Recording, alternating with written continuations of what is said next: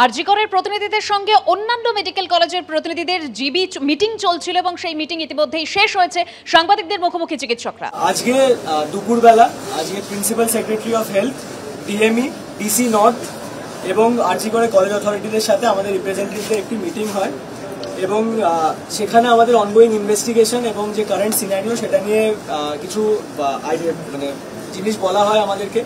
আমাদেরকে আশ্বাস দেওয়া হয় এবং জানানো হয় যে এই যেমন আমাদের ডিমান্ড ছিল যে এই কেসটার ফাস্ট ট্র্যাক ট্রায়াল যাতে করা হয়, তো আমাদেরকে বলা হয় ফাস্ট ট্র্যাক ট্রায়ালের ব্যবস্থা করা হচ্ছে এবং immediate and adequate justice provide করা হবে। আর আমরা যেহেতু ডিমান্ড করেছি যে ক্যাপিটাল পানিশমেন্ট এই হিনিয়াস ক্রাইমটার জন্য দেওয়া হোক, তো ওনারা বলেছেন যে ওনারা চেষ্টা করছেন অ্যাট দ্য যত জুডিশিয়াল লেভেলে এবং লফুলি যতটা হাইয়েস্ট ক্যাপিটাল পানিশমেন্ট দেওয়া যায় ওনারা দেবেন। পোস্টমর্টম রিপোর্ট নিয়ে আমরা বলেছিলাম যে পোস্টমর্টম রিপোর্টের যাতে আমাদেরকে দেওয়া হয়। পোস্টমর্টম রিপোর্ট নিয়ে ওনারা বলেছেন যে চার্জশিট ফাইল হওয়ার পরে পোস্টমর্টম রিপোর্ট ওনারা আমাদেরকে প্রোভাইড করবেন, যাতে কোনো রকমের ফাউল প্লে বা কোনো রকমের কোনো ফেয়ার ট্রায়ালটা যাতে হয় সেটা এনশিওর করার জন্য এটা বলা হয়েছে। তার সাথে যারা ওই দিন সিকিউরিটি ল্যাবস তো একটা অবশ্যই হয়েছে ওইখানে, তো সিকিউরিটি ল্যাবসের জন্য যারা ওখানে সিকিউরিটি পার্সোনালরা ছিলেন তাদেরকে সাসপেন্ড করার নির্ণয় নেওয়া হয়েছে এবং আমাদেরকে পুলিশ পার্সোনাল এবং সিকিউরিটি পার্সোনালের নাম্বারটা আমরা বলেছিলাম বাড়িয়ে দিতে, তো ওনারা এগ্রি করেছেন যে বাড়ানো হবে। এবং সিসিটিভি যেটা আমরা বলেছিলাম যে বিভিন্ন জায়গায় সিসিটিভি লাগাতে দরকার আমাদের, কারণ এনএমসি নর্ম হিসাবে সিসিটিভি থাকলেও কিছু জায়গা পয়েন্ট অফ নো ভিশন আছে, সেখানে আমাদের মনে হয়েছে সিসিটিভি দরকার, তো আমাদেরকে লিস্ট করে দিতে বলা হয়েছে এবং ইতিমধ্যেই আমরা খবর পেয়েছি সিসিটিভির কাজ ভিজিট করে গেছেন এবং শুরু হয়েছে। আর ডিপার্টমেন্টে যাতে কোনো আউটসাইডার না ঢোকেন, ও আমাদেরকে ডিমান্ড ছিল যে রেজিস্টার প্রপার মেনটেন করা হোক আর এন্ট্রি পয়েন্টে যাতে সিসিটিভি থাকে, যাতে কে ঢুকছে এন্ট্রি আর এক্সিটটাকে ভালো করে মনিটর করা হয় সেটা এনশিওর করা হয়েছে। সব গ্রেড অফ স্টাফ তাদের রিসপেক্টিভ আইডি কার্ড ছাড়া আরজি করে কোনো ডিপার্টমেন্টে ঢুকতে বা বেরোতে পারবে না, এটা আমাদের ডিমান্ড ছিল। আমাদেরকে আশ্বাস দেওয়া হয়েছে যে ডিমান্ড ফুলফিল করা হবে। তার সাথেই যেটা আমাদের একটি ডিমান্ড ছিল যে ডক্টরদের সিকিউরিটি নিয়ে প্রশ্ন উঠছে এবং তাদের থাকার স্থান নিয়ে প্রশ্ন উঠছে, তো তাদেরকে জন্য প্রপার ডিউটি রুম অ্যালোকেশন এবং প্রপার ওয়াশরুম সেপারেটলি মেল ফিমেলের জন্য যাতে করা হয় এই অ্যালোকেশন করবে বলে জানানো হয়েছে, আমাদেরকে ইন্টিমিডেশন দেওয়া হয়েছে। আজকে একটা খুব দুঃখজনক ঘটনা ঘটে গেছে। আমরা কাল থেকে যে আমরা অবস্থানটা করছি সেটা পুরোপুরিভাবে অরাজনৈতিক এবং কোনোরকম কোনো রাজনৈতিক রং আমরা লাগতে দিইনি এবং আমরা দেবও না।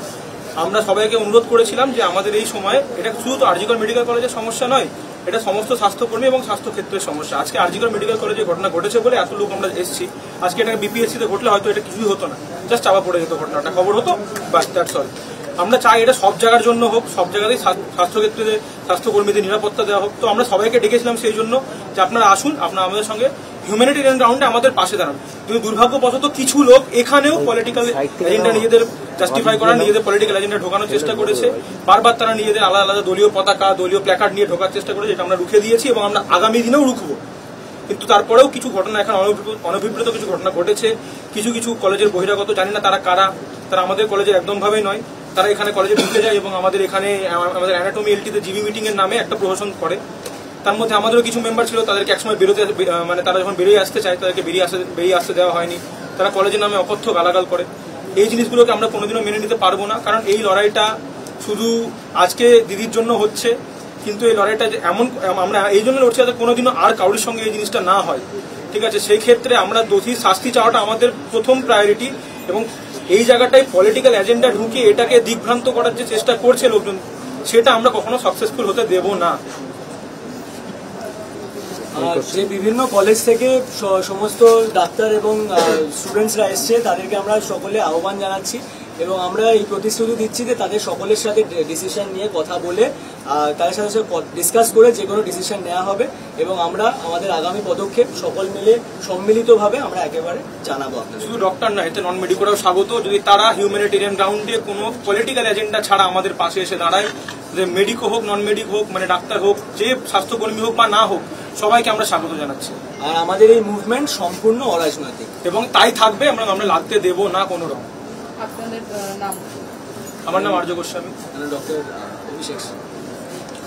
আচ্ছা, যেটা পোস্টমর্টম রিপোর্টে বারবার উল্লেখ করা হচ্ছিল যে একজনের পক্ষে এই ধরনের ঘটনা করা সম্ভব নয়, তাহলে একের থেকে যদি 3 জন থাকে তো সে ব্যাপারে আপনারা কোনো নিশ্চয়তা পেয়েছেন? দেখুন, একাধিক জন হলেও আমরা তাদের জন্য সমান শাস্তি দাবি করব।